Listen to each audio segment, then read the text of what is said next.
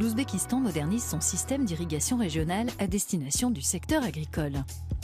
Dans le sud du Karakalpakstan, l'irrigation des champs se fait désormais grâce à la déclivité du terrain plutôt qu'à l'aide de pompes électriques. Ce grand projet d'infrastructure récent permet aussi de réduire considérablement les pertes en eau, une ressource majeure.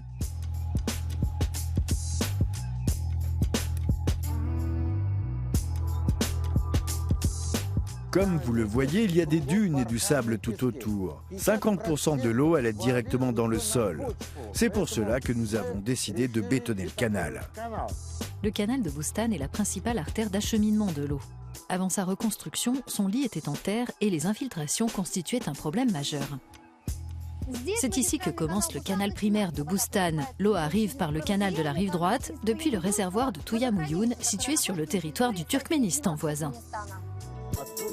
Le canal de Boustan est relié à un réseau de canaux secondaires dont la longueur totale atteint plus de 800 km. Ils ont tous été reconstruits dans le cadre de ce projet qui couvre 3 régions et 100 hectares de terres agricoles. Ici, nous avons connu une grave pénurie de ressources en eau. 35 000 hectares de terres irriguées en étaient privés.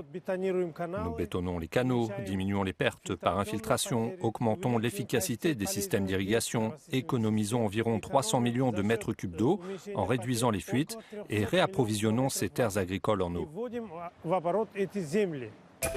Pour limiter les pertes d'eau, le fond et les berges du canal de Boustan, long de 70 km, ont été bétonnés. Le béton a été placé sur une géomembrane, un matériau spécial qui permet de minimiser les fuites.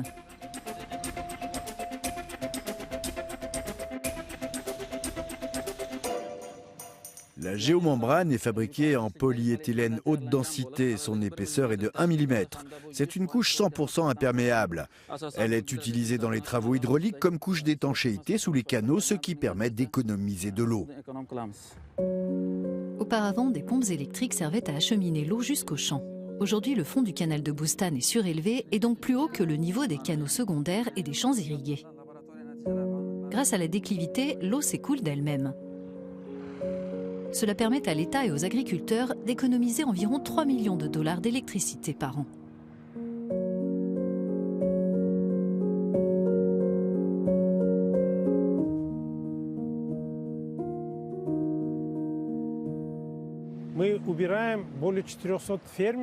Nous enlevons plus de 400 pompes agricoles, ainsi que 20 petites et 3 grandes stations de pompage qui fonctionnaient aux frais de l'État.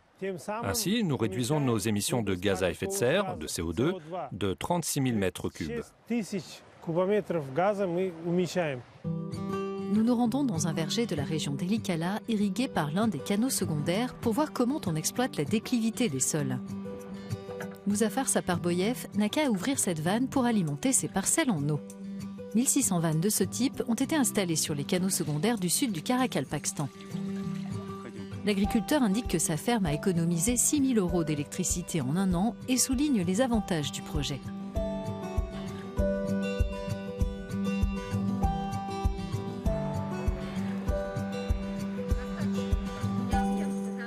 Le terrain de notre exploitation a été nivelé au laser dans le cadre du projet, ce qui nous a permis d'accroître notre productivité et nos revenus.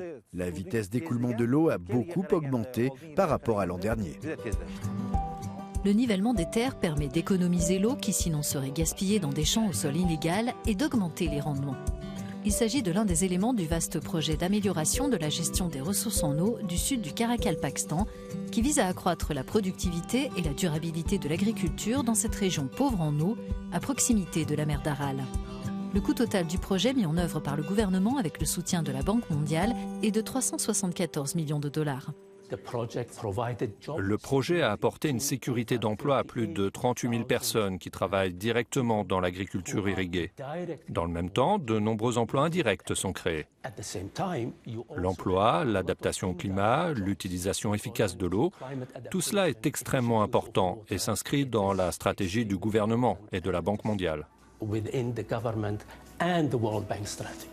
Le gouvernement ouzbek entend appliquer cette gestion modernisée des ressources en eau à l'ensemble du pays dans l'idée de rendre l'agriculture l'un des principaux secteurs d'emploi de l'Ouzbékistan, plus verte et plus résistante aux aléas du changement climatique.